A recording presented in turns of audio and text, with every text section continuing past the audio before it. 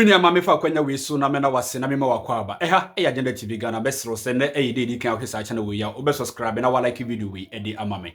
Honorable Fiifi Kwetey, General Secretary e ma NDC amanyukuo no. Wadi nkomo bebre e afa His Excellency Dramani Mahama na mamuo no ho. Oba ban mu be se 1 year and over ni. De ekoyie ene de enkoyie. Wose reshuffle bi e ba bekoso. E wo ministerial appointment no any other appointment no mu. Hwan mu na ye ba beyi wo mu na hwan mu so na ye de wo mu ba beba na baba jaman sansem ya ekoso wo Ayawaso East Prime Minister na NDC ekoye ye no Fiifi Kwetey wadi nkomo e de afa ho eni nima binum a eka ho mesrew se ba pensuo bi e de esi wo nchen na wa he video yi e de akwa wieye na bia befa asemba kwa na se mienu bi e de afrim mesrew unya unsubscribe ya na wa subscribe like video na share ma wonu bi no so onya bi enhwe yenko na yenko nkotie NDC General Secretary Fiifi Kwetey medawase. Whether or not the party is impressed by the output or work of the appointees? The way you look at it is simple. We made a number of promises to the country, and so you want to see how far have we gone towards that. One of the things we told the country is that we wanted to institutionalize a system that will give the people of Ghana much more confidence in government. I think by and large, if you check what you call the reaction of the people towards the first year in government, and that's not just our view, but also borne out by what's called institutions that have done a survey to check what I call the level of the rating, the approval rate of the government, and for that matter, the president. I think the approval rate has been very good. So that tells you that by and large, the country feels, even though it's not perfect, you really have done much, much better than the previous regime that you do. So that's the first one. Two, you also notice that as opposed to the 8 years of the MPP, where virtually almost on a daily basis, it was scandal upon scandal upon scandal, starting from the very first day of inauguration, when the then president literally went plagiarizing the speech of not just George Bush Jr., but other people as well placing in the speech. So that set a tone towards what you call the series of scandals that we had. Our government, by and large, have tried very hard to deal with that. The reason is simple. Every appointee knows that there is no cover-up. You make a mistake, you take the fall for it. And that's a statement the president has made every opportunity he's had when he's meeting with appointees. In cabinet, he's actually told again and again to all appointees. And the party has stood behind the president in also telling the appointees that the party clearly is not going to be covering anybody up. You do what is wrong, you will take the fall. So I think that has set a clear tone to everybody that you need to do what is right. They are not perfect, you can appreciate, but you can see clearly that the conduct has been very encouraging. In terms of the economy is always the heartbeat of everything. That's the main barometer. I think generally the economy, if you look at what it is we had into the year 2024 and what it is, the difficulties that we even met vis-a-vis what it is we've done already in the first year, you can clearly see that we've been able to not just stabilize the economy, we actually brought a lot of the key indicators down to levels that was difficult to believe at the close of 2024. We're talking about inflation today. First time, I can't remember the last time. In fact, the last time when I was in the finance ministry, we were able to bring inflation down. By the time we got that was almost, I think inflation went into single digits somewhere May of the following year. But here, inflation actually went into that single digit in that very first year, and has remained in that single digit already from that period, going down further. So that tells you that things are pretty strong. The CD's performance has been very, very strong as well. And naturally, when you have a stable currency, or even in this case, a currency that literally has appreciated vis-a-vis, the international currencies, that has what you call effect on bringing stability on the economy. Interest rate has trended downwards. Treasury bill rates, for the first time is down into treasury bill, into single digit as well. I remember we had that in the previous administration for just 1 month. When it came down somewhere in November 2010 or so, it came down into single digit. Then after that, we couldn't keep it there because the difficulties started. And so you can see that relatively things are going well. So we can only say, yes, we are increasingly happy about the performance. You can see clearly, for example, in the road sector, massive effort being done to literally, affect the totality of the road sector, every nook and cranny of our country.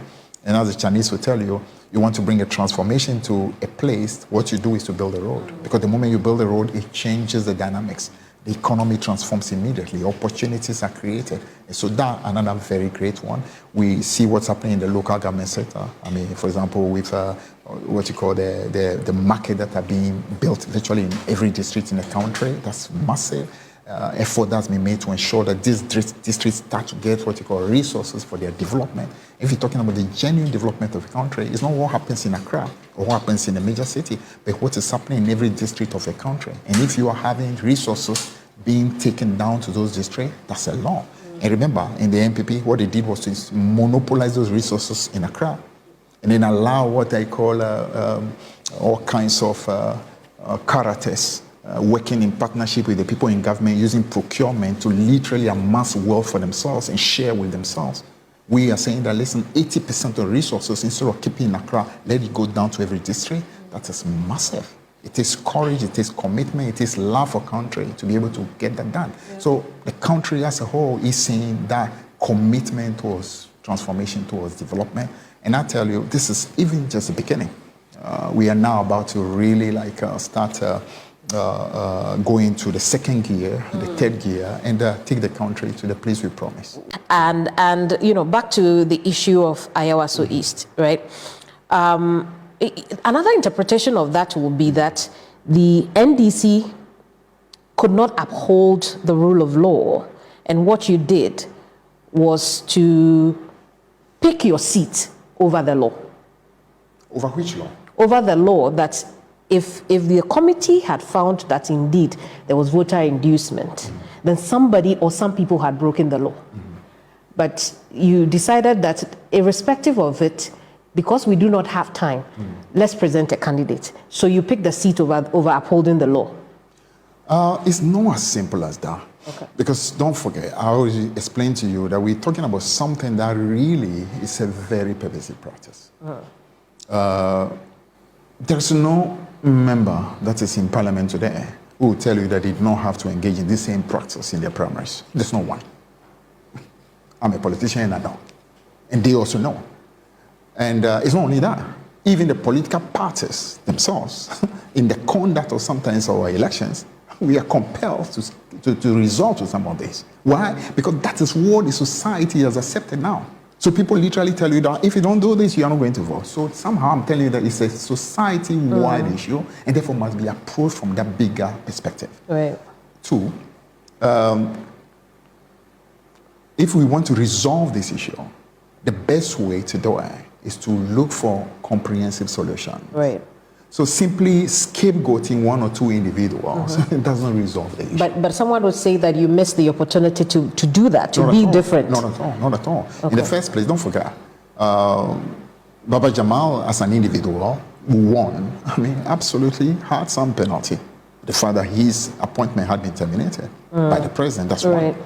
The party recommended also that other people who took part in that primaries, who have government positions, whether on board or CEO positions, should also be recalled. So the party has not actually allowed them to get away. Then the party now has been made a recommendation that we should have a 7-member committee that goes into a comprehensive proposal as to how we can resolve the issue. So clearly, opportunity is not lost at all. And what is worth doing is worth doing well. Because as I told you, it's a problem that has been here for decades. It's not just happening yesterday or 2 days ago. So if you want to tackle it, you must tackle it properly. You don't tackle it by using tokenism or simply trying to make people feel happy. When you do that, you behave like MPP that came across shouting all kinds of slogans, and at the end of the day, they left the country in total devastation because they were much more interested in the PR rather than solving the problem properly. We are interested in comprehensive reform that would absolutely deal a death blow to this problem once and for all. It's not just the PR we want to do it properly, because what is worth doing must be done well. Do you think that you have achieved that comprehensive resolution? Yeah, that's what I just told you. That first and foremost, this is giving us a golden opportunity to go into that once and for all. I can tell you that if without this happening, if we set those rules in place, our own people will tell you, why are you trying to disturb the system? This system is okay. It's been on for years, allow it to go. Now, none of them can give us that excuse. My delegates can no more come and tell me, no, allow it to go. This is our cocoa season. This is the only opportunity we get. We also get something. Now they can't tell me that because the whole country has seen exactly what's happening. We have made a decision that we need to come to terms with this reality and stop it once and for all. So even those of them who may not be happy about the fact that it's about to go, they need to appreciate, therefore, that the moment is here. It's a golden opportunity that's coming. Therefore, we must, take the opportunity now. As we speak, do you know if the executive has taken your recommendations to remove those who are on boards? Actually, I think it shouldn't be a problem because the president has been duly informed, and so I think that process shouldn't be a difficult process at all. But having put ourselves in a situation where we've announced a reset agenda as a party, we need to show that we are committed to changing the narrative. And I can tell you it's not an easy narrative to change. In 2005, I ran to become a national executive of the NDC. That was when we were in opposition the last time. And I can tell you I didn't have to pay one cedi to anybody to be able to win an election. I didn't have to. It's not because at that time others didn't have to. The fact is that at the time, on the Congress Day, you get people telling, won't you give us anything, we'll vote for you. I couldn't care. Went ahead and did that. But I can tell you that between then and now, it's become absolutely worse across.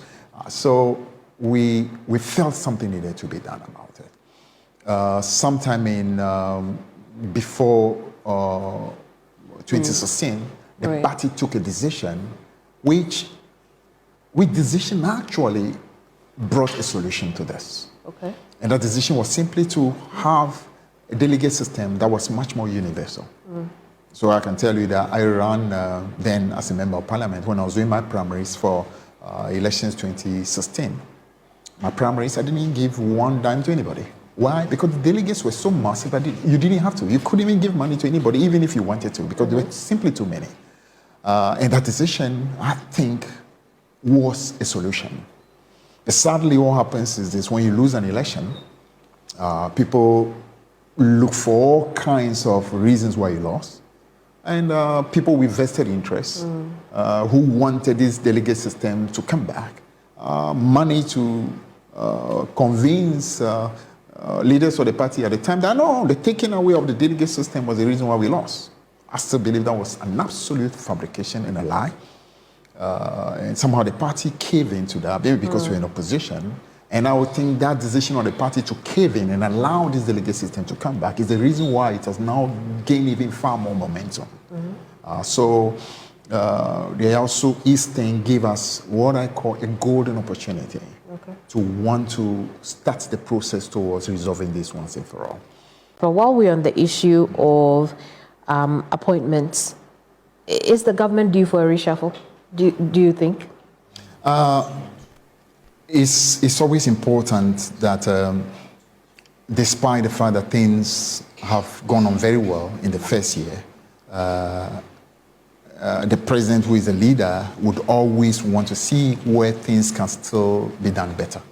So reshuffle normally is done within that context, where you want to see in this particular sector, even though things are okay, I can still do better if I move somebody else into that place, or in this place, maybe this one is not too effective in this sector. Let's move into that sector where maybe you will be a little. So I think reshuffle will be a possibility, and from what I pick up in the corridors, yes, a possibility soon. We definitely are going to be having a reshuffle. Yeah, sometime soon. I wouldn't be able to say how soon, but definitely.